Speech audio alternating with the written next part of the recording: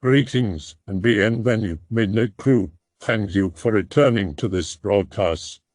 And welcome to new viewers joining us for the first time. If you like a video, then feel free to subscribe. Some viewers may find the following video disturbing. Viewer discretion is advised.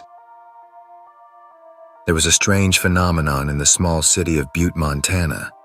It was once known as Butte, America, the richest hill on earth, a melting pot of diversity and cooperation, a melting pot of violence and discrimination.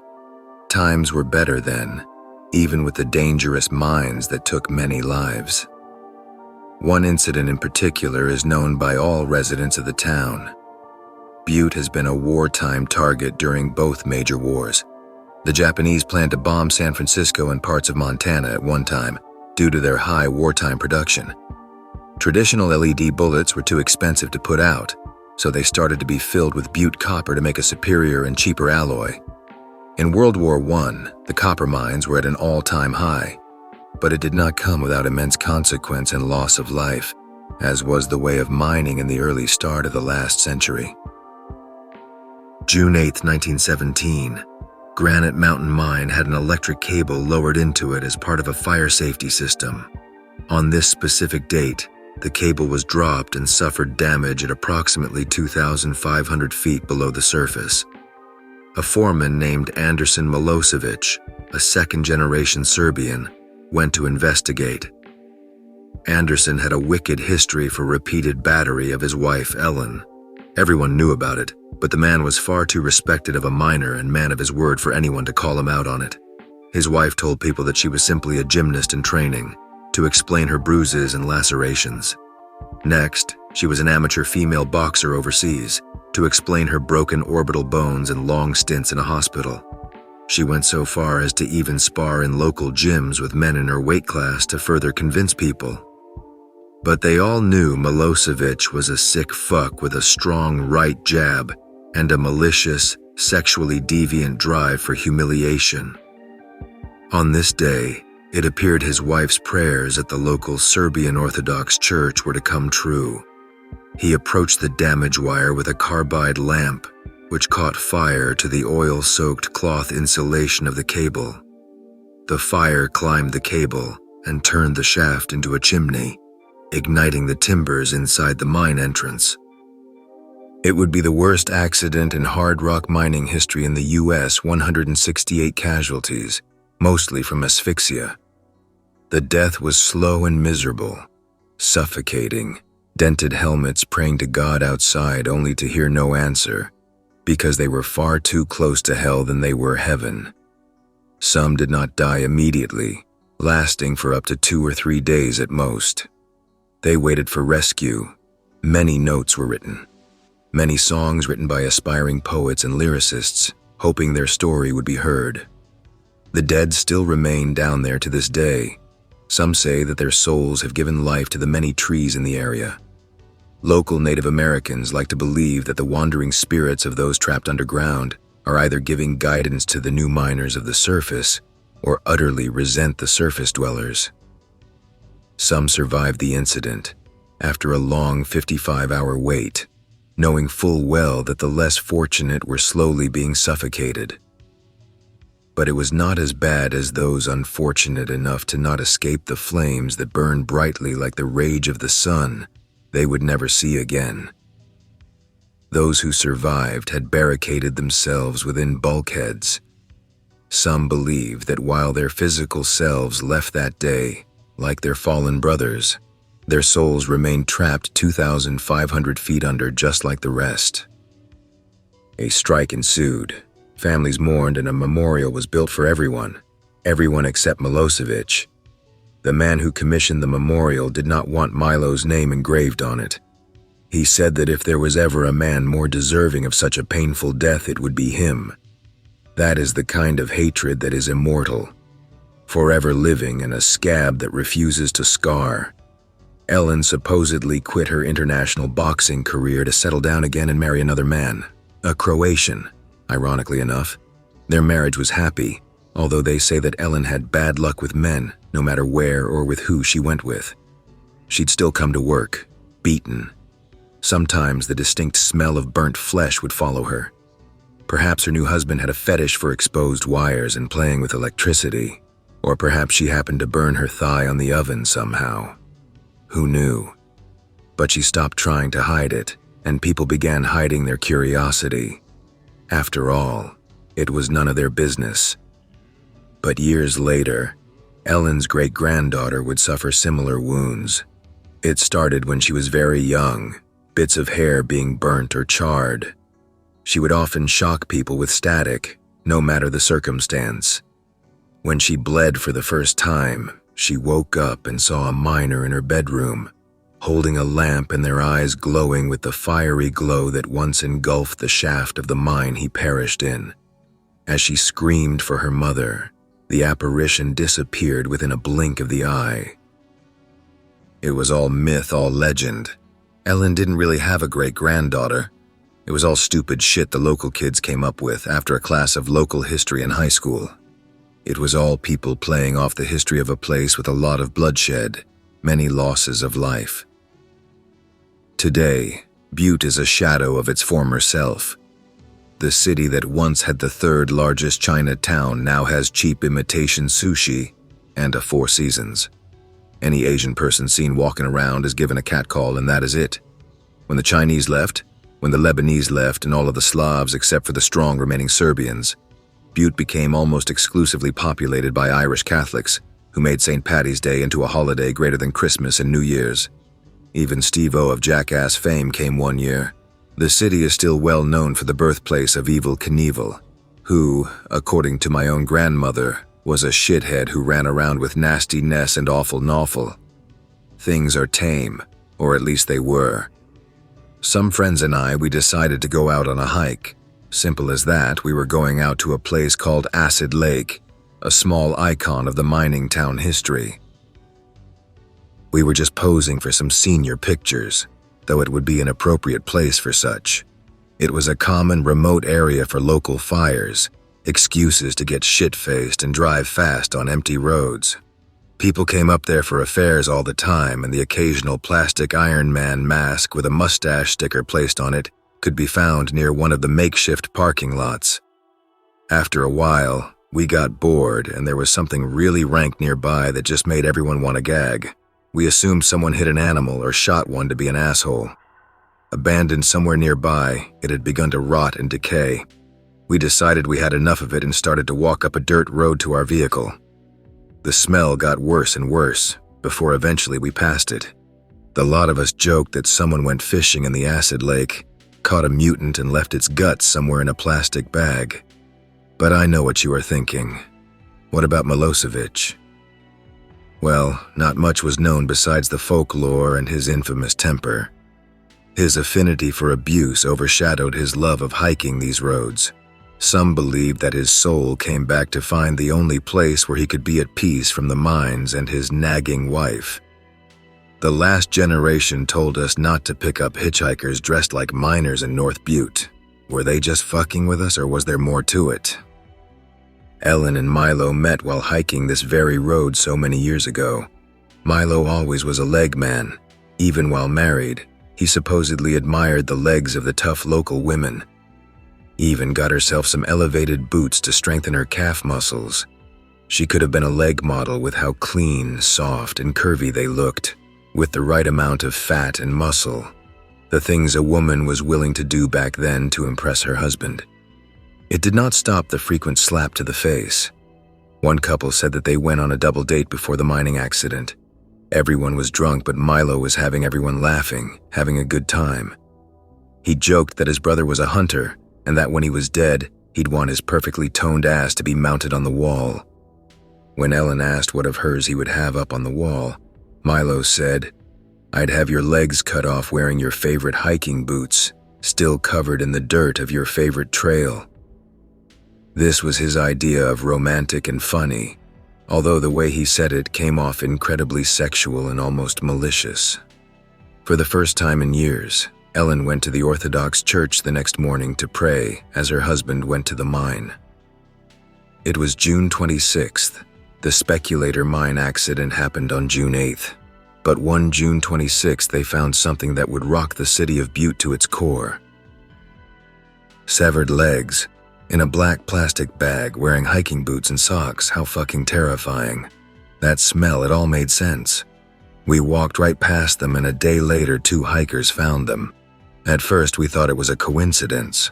The fact this was the same month as the mining accident, the same thing that Milo said in that bar, and what was apparently their anniversary of meeting on that trail. But when the legs appeared to be an adult male, there was relief. They don't know who these legs belong to. They don't know where they came from. A DNA lab in Missoula found no match, and here I am, over a year later, wondering, who the hell lost their legs? And right now, you are thinking, who the hell would believe this? Well, how about the newspaper itself? And regarding the rumors about Milo, it was briefly mentioned in an article which discussed the DNA analysis. However, for some reason, half the article is blacked out, confidential file style, and the mid-center replaced with a poll. Some abuse never truly ends. I still dream of it sometimes. I find myself walking alongside this road, just hiking like the lover of the wild I am at heart.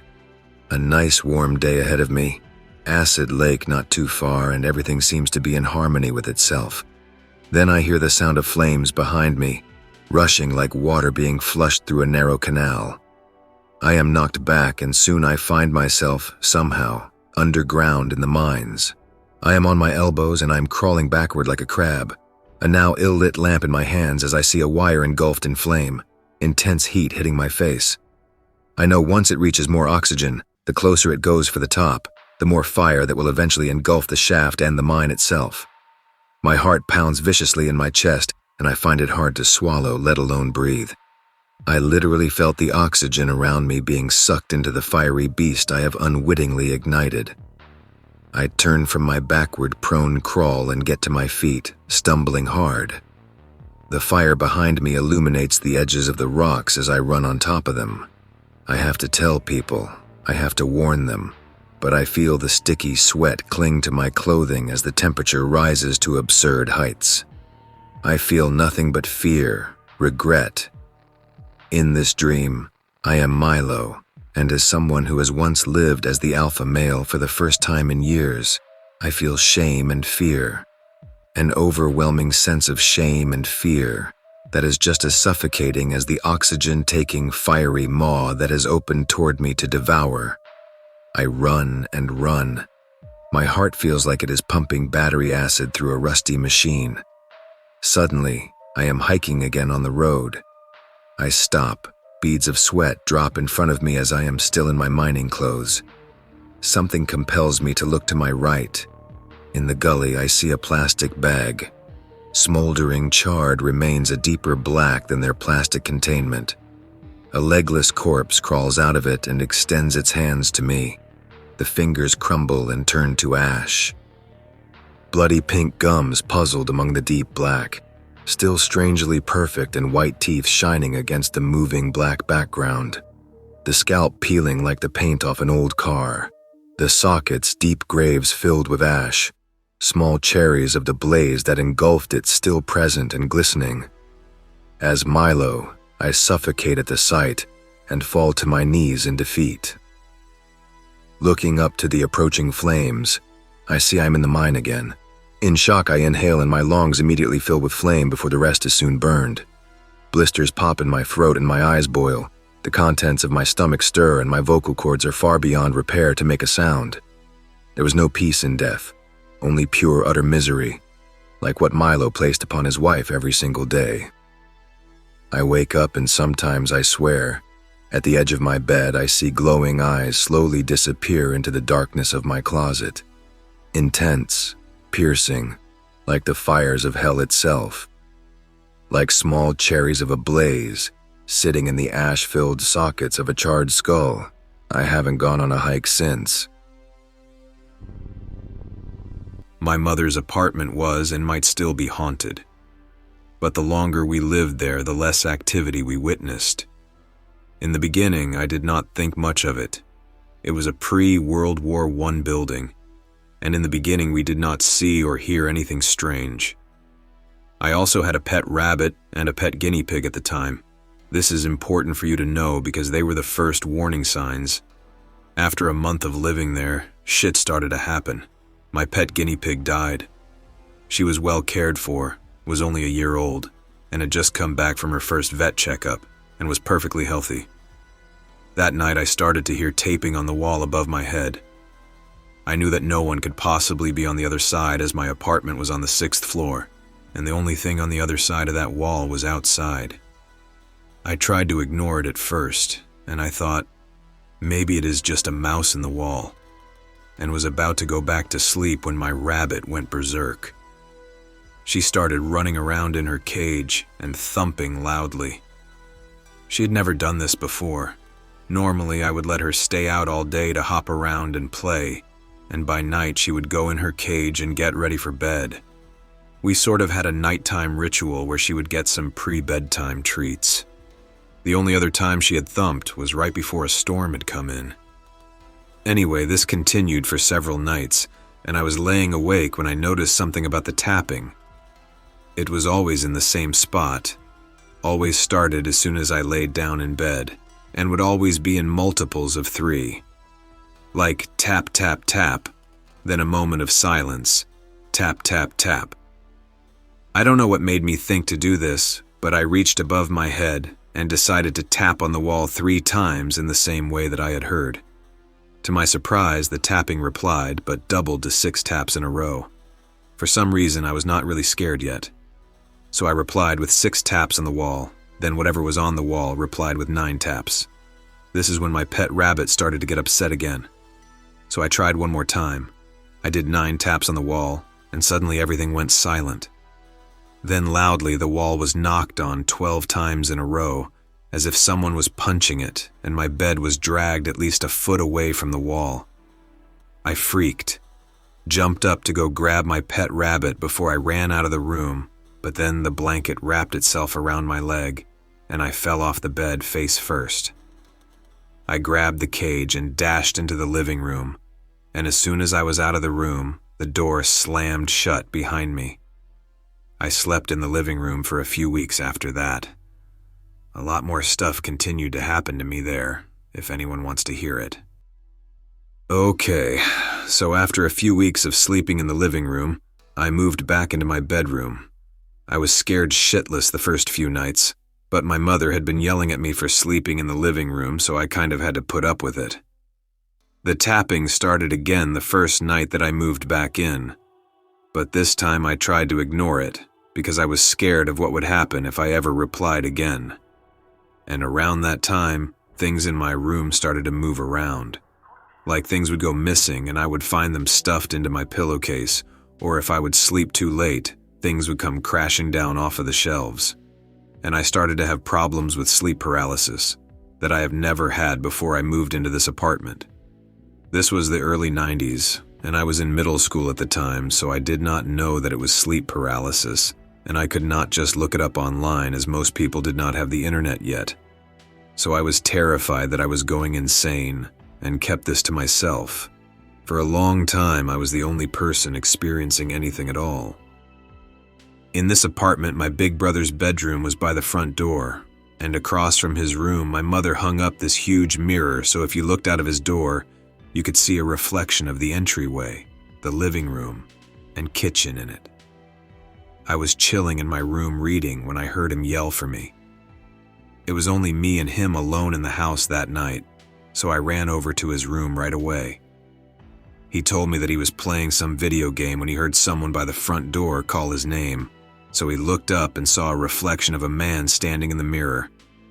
He jumped up, grabbed his baseball bat, and jumped up to, I guess, fight the guy, but when he ran out of the room, no one was there, until he looked back at the mirror and saw the man standing there looking at him. My brother told me that the man just looked sort of amused and walked out of the view of the mirror and disappeared. That is when he screamed for me to come over. Things continued like this for a while. I would hear my name called when no one was there. Things would be moved around. Things would fall. Every once in a while, my blanket would get ripped from my bed and tossed across the room as I slept. Eventually, I just started to sneak into my big brother's bed every night and sleep next to him. Then one night I was getting ready for a dance at my middle school, and my bracelet fell down behind the nightstand, or more like I saw it slide back. At this point, I was starting to get used to the ghost and his bullshit, so I pulled the nightstand forward to get the bracelet, and before I could get it forward all the way, I watched it slide up the wall, then slowly rotate against the wall before falling again. I noped out of there and put my rabbit in the living room for the night before leaving for the dance. I stayed at a friend's house that night. I just had had enough. Around that time, my stepfather found out that I had been sleeping by my brother every night. He thinks it is strange and snitches me and my brother out for being perverts. Both me and my brother get angry. I tell both my stepfather and my mother about the shit that has been happening. I tell him that he is the sick one for thinking that anything was going on between me and my brother. My stepfather laughs it off. He shoves me into my room and locks the door from outside with a chair. My brother starts to fight with him.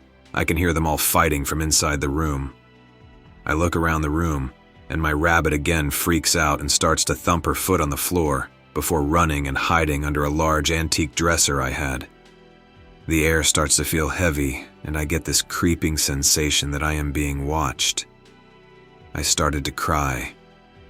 Then everything became quiet for a moment. My mother started to freak out on the other side of the door. My brother pulled the door open, and my stepdad was on the floor.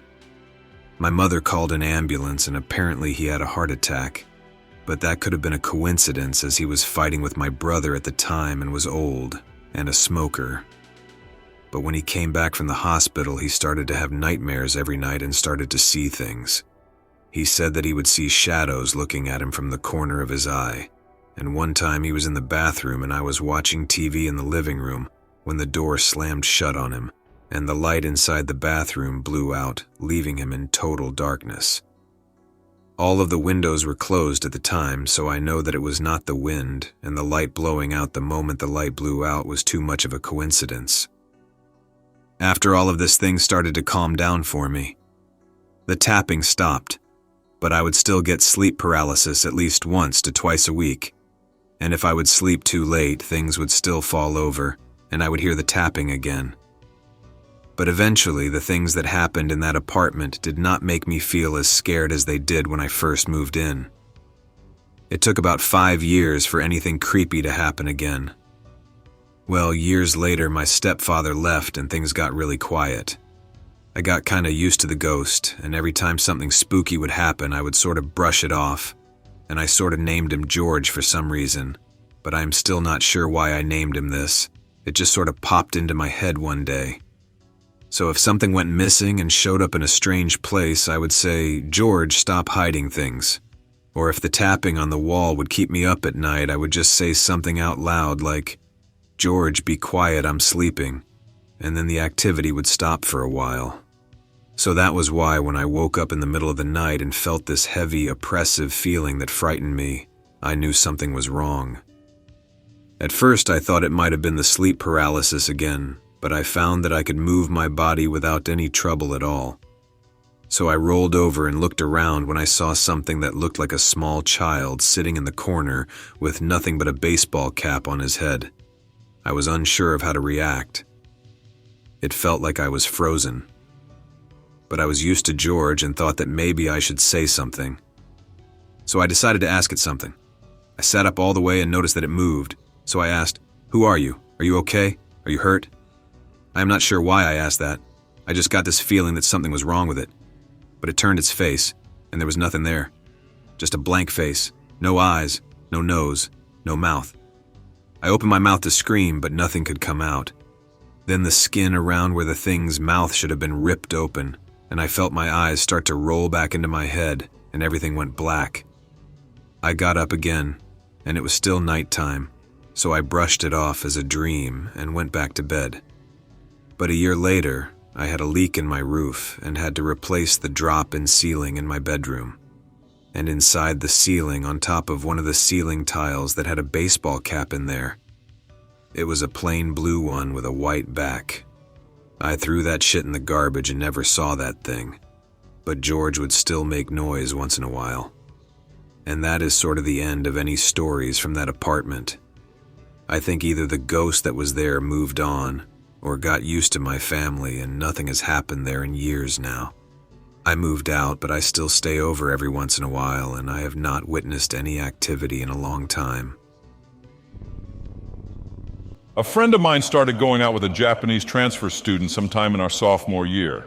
He barely spoke a word of English, if any at all, and was very awkward in general. We all felt bad for the guy, but at the same time, his absolute refusal to even try to adjust to the fact his mom remarried and moved and there was diddly squat he could do about it kind of annoyed the heck out of the rest of my little group of friends. We all had our tough problems to overcome in our own ways, so we were and weren't sympathetic to people sat around feeling sorry for themselves when they had a perfectly good opportunity to have a life they wanted.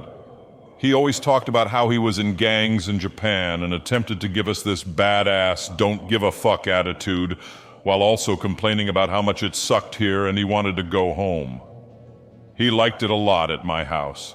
I think because he wasn't surrounded by a dad not blood related to him that only wanted to connect with him, a mom who was harried enough adjusting and didn't want to hear him complain and fight her about everything, and a little brother who was perfectly happy adjusting to his new home and culture. But he was surrounded by comforts of home. My mother spoke with him very often and tried to counsel the best she could, as she could sympathize with his plight, and I had more than enough manga to supply a shop. He often settled himself in a nook in my room and devoured comic after comic. If he wasn't at his girlfriend's house, he was at mine trying to sequester away a slice of home. We knew him for about a year. Then one day his GF came to our group, tears in her eyes, and broke the news to us. Shun had committed Sudoku the night before. She said she needed time away from us. She was too upset. We gave her our condolences, then clucked away at the idiocy of Sudoku. Weeks go by. Then the strangest thing happens. I'm at my computer as usual during daylight with my room door unusually open, but because someone had to be home for me to leave my door open, thus open, when I glanced up from the screen and jumped a bit in surprise. Who should I see making a very familiar routine path with his usual slumped posture? It's Shun, dressed in a white robe, just walking from the hallway that lead into the dining room, past the bathroom hall, and into my room, towards the corner of my room where he would settle and read manga. I couldn't believe my eyes. In fact, I think I rubbed them after he had disappeared before he got to that corner out of disbelief. I dismissed the incident. I couldn't have seen him. He died, moved on. Besides, why the fuck would he be here and not with his GF if he loved her so much? Another few weeks pass, and once again I am at my computer. I'm getting up for one reason or another, and this time I have to reach to open my door. I open it, and once more, there he is. This time he is standing in the hall between my room and my parents' room, bent over and cooing to the pair of lovebirds we kept there. And let me tell you, there has never been a pair of more stressed birds than those two. They were constantly squabbling, fighting, and tearing out their own feathers. We ended up giving them away to someone else who told us within days of her taking them in they were completely different birds, sweet and caring and always loving to each other. Anyway, there he is, cooing at them, wriggling his fingers like he used to when he passed them by. Gact and David Bowie, I had a really bad sense of humor then, were squawking and upset, and Shun straightens himself out and turns to look at me. I'm not even sure if he's looking at me or just replaying something he used to do when he was alive, because he has that faint smirk on his face, and as he walks towards my room, he disappears. I never saw him again after that. My mother said she would see him too, doing those same things, often playing with the birds, sometimes walking through the house either to talk to her or to go into my room. She always said he was dressed in white, just like I saw him. Something interesting she told me.